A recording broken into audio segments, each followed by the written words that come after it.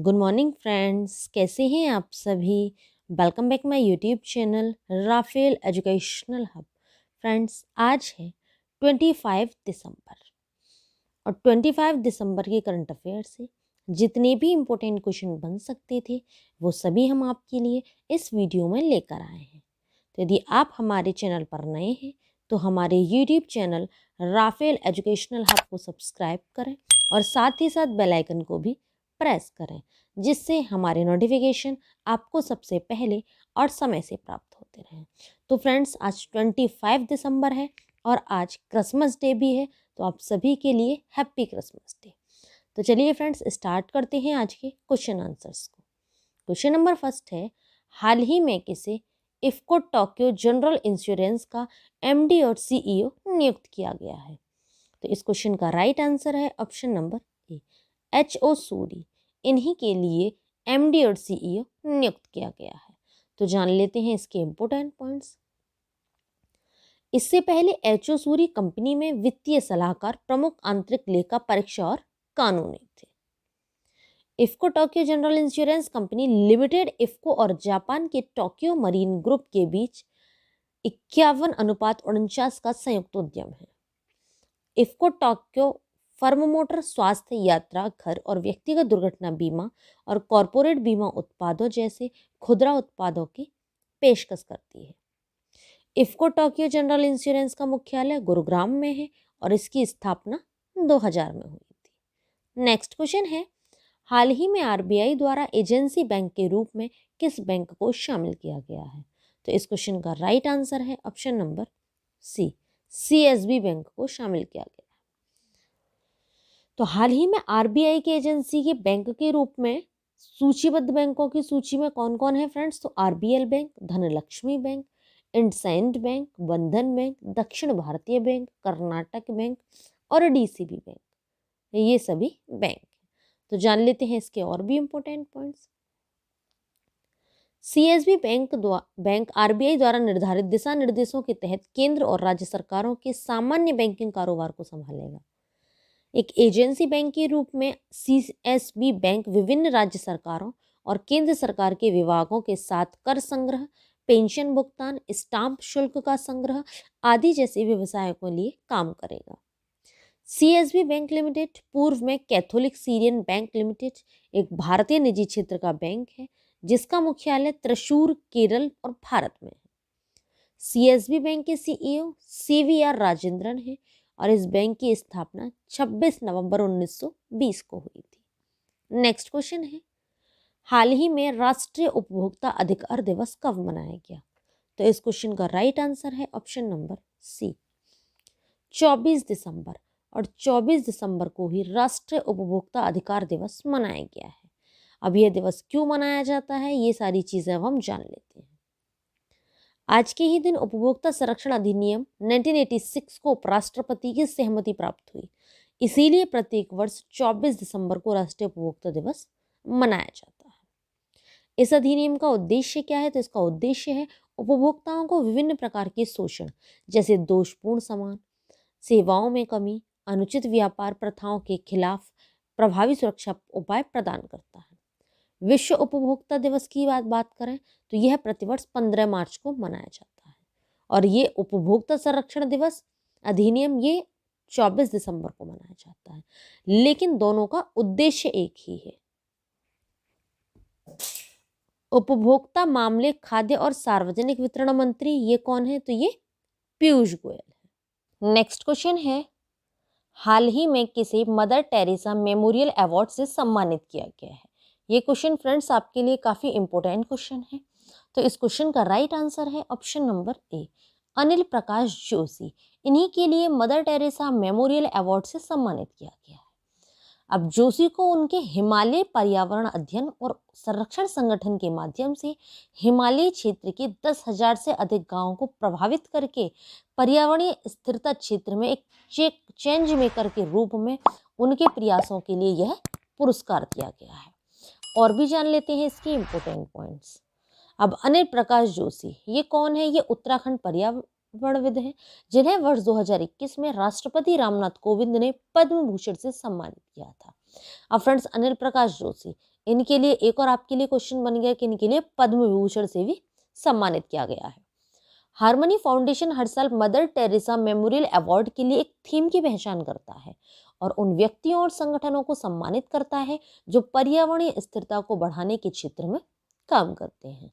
अनिल प्रकाश जोशी को फाउंडेशन के संस्थापक अध्यक्ष डॉक्टर अब्राहम मथाई ने सम्मानित किया है। नेक्स्ट क्वेश्चन है, हाल ही में कौन अमेरिका में जूनियर स्क्वैश ओपन जीतने वाली पहली भारतीय महिला बनी है?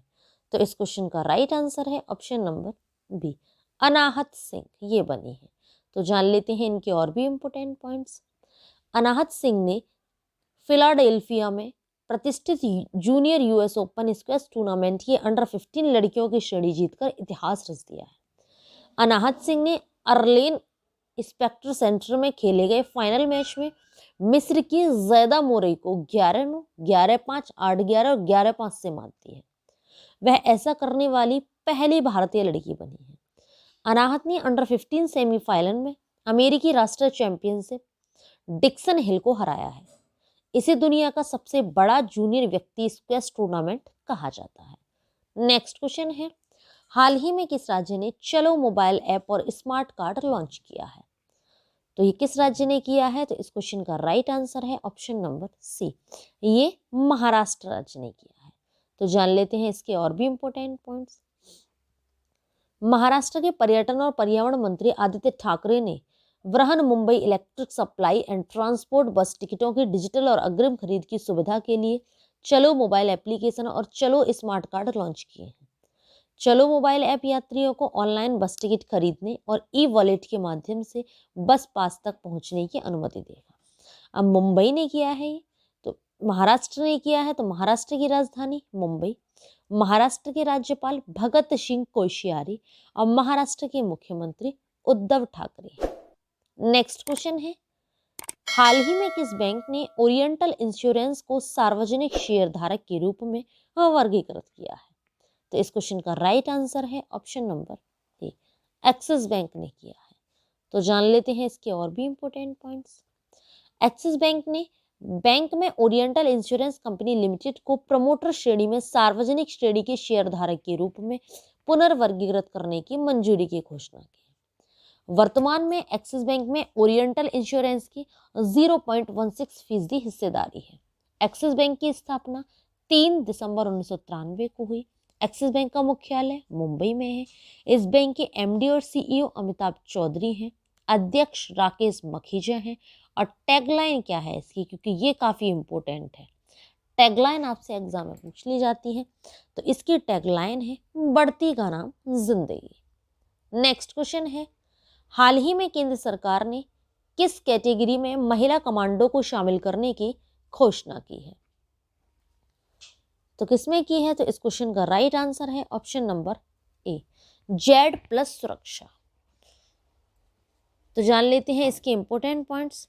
सीआरपीएफ ने अपनी वीआईपी सुरक्षा इकाई में 32 महिला कमांडो की अपनी पहली टुकड़ी को तैयार किया है और अब उन्हें दिल्ली में स्थित शीर्ष Z+ सुरक्षा घेरा प्राप्त लोगों की रक्षा करने का काम सौंपा जाएगा।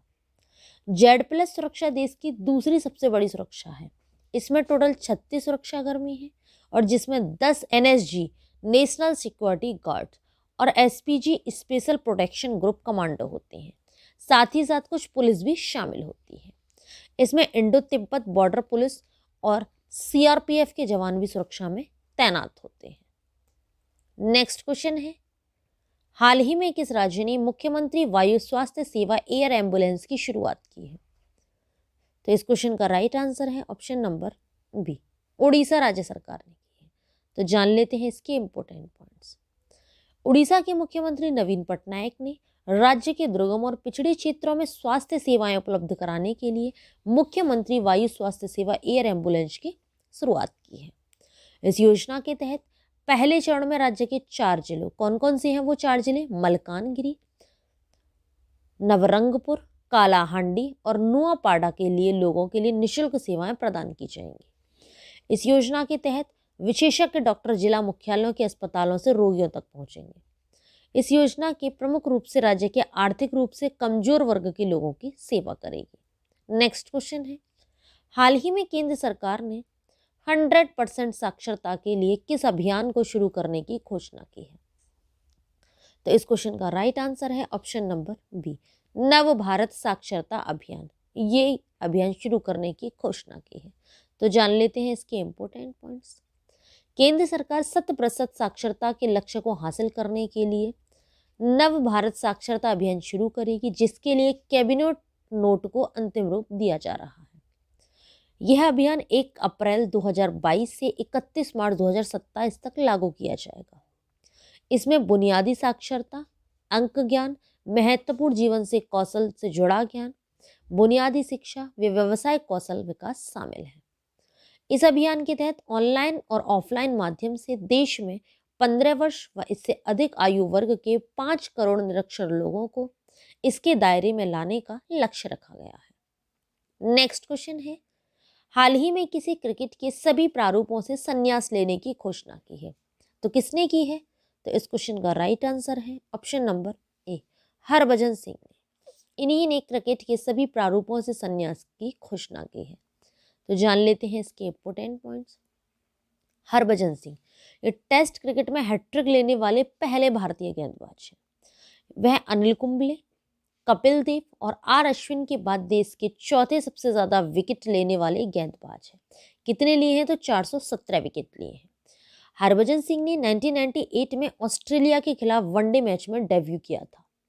हरभजन सिंह 2007 में भारत की विजयी वर्ल्ड T20 और 2011 में 50 ओवर वर्ल्ड कप विजयी टीम का भी हिस्सा रहे थे। नेक्स्ट क्वेश्चन है, हाल ही में किसने high speed expendable aerial target अभ्यास का सफल परीक्षण किया है? तो किसने किया है? तो इस क्वेश्चन का राइट आंसर है ऑप्शन नंबर सी, DRDO ने किया है। तो जान लेते हैं इसके इंपॉर्टेंट पॉइंट्स। DRDO ने उड़ीसा के चांदीपुर तट पर से स्वदेशी रूप से विकसित उच्च गति वाले हवाई लक्ष्य भेदी अभ्यास का 23 दिसंबर 2021 को सफलतापूर्वक उड़ान परीक्षण किया। इस यान का इस्तेमाल अनेक मिसाइल प्रणालियों का मूल्यांकन करने के लिए हवाई लक्ष्य के तौर पर किया जा सकता है। DRDO इसकी फुल फॉर्म क्या है? तो इसकी फुल फॉर्म है friends, defence research and development organisation. Next question है, हाल ही में किसने FIS अल्पाइन स्कीइंग की अंतरराष्ट्रीय प्रतियोगिता में कांस्य पदक जीता है? तो इस क्वेश्चन का राइट आंसर है ऑप्शन नंबर ए, आंचल ठाकुर ने जीता है। तो जान लेते हैं इसके इंपॉर्टेंट पॉइंट्स। यह प्रतियोगिता यूरोपियन देश मोंटेनेग्रो में हुई थी। आंचल ठाकुर मनाली की रहने वाली है। इससे पहले उन्होंने 2018 में भी टर्की में हुई स्कीइंग में अंतरराष्ट्रीय स्पर्धा में कांस्य पदक जीता था। वह देश की पहली महिला खिलाड़ी बन गई हैं जिन्होंने स्कीइंग में भारत के लिए अंतरराष्ट्रीय प्रतियोगिता में 2 कांस्य पदक जीते हैं। स्कीइंग क्या है?